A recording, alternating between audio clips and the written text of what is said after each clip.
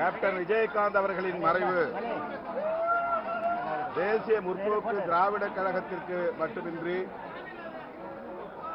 ஒட்டுமொத்த தமிழ்நாட்டுக்கு நேர்ந்த பேரிழப்பாகும். அவர் திரையுலகில் அடியெடுத்து வைத்த நாளிலிருந்து விளிம்புநிலை மக்களின் குரலாக திரையில் ஒலித்தவர், முழங்கியவர். அலைவோசை படமாக இருந்தாலும் சரி, அடுத்தடுத்து அவர் நடித்த பல படங்கள் எளிய மக்களின் வாழ்வியலை பேசியது. சாதிய கட்டமைப்புக்கு எதிரான போர் குரலாக அவருடைய குரல் ஒலித்தது.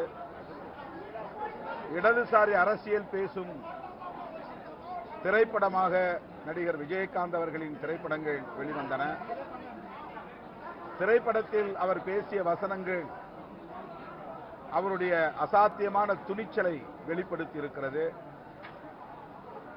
அவர் திரையுலகில் தனக்கென்று ஒரு பாதையை அமைத்துக் கொண்டார், தனி முத்திரையை பதித்தார், சாதனைகள் படைத்தார்.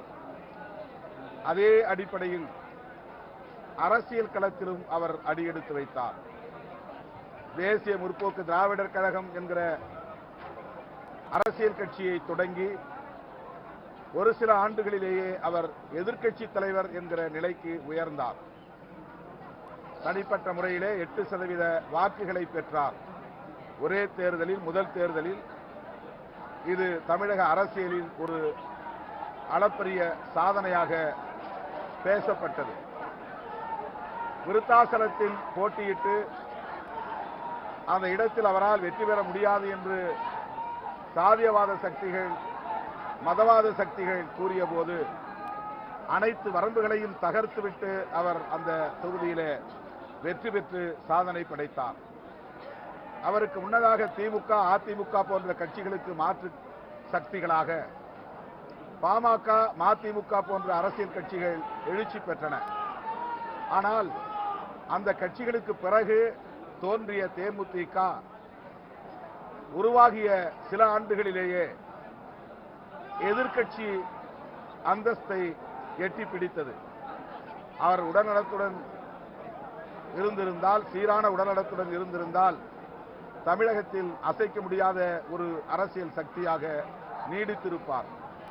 அரசியல் களத்திலும் உள்ளொன்று வைத்து புறமொன்று பேசுகிற பண்பு அவரிடத்தில் இல்லை. மனதில் பட்டதை பளிச்சென்று பேசக்கூடியவர், வெள்ளை உள்ளம் கொண்டவர்.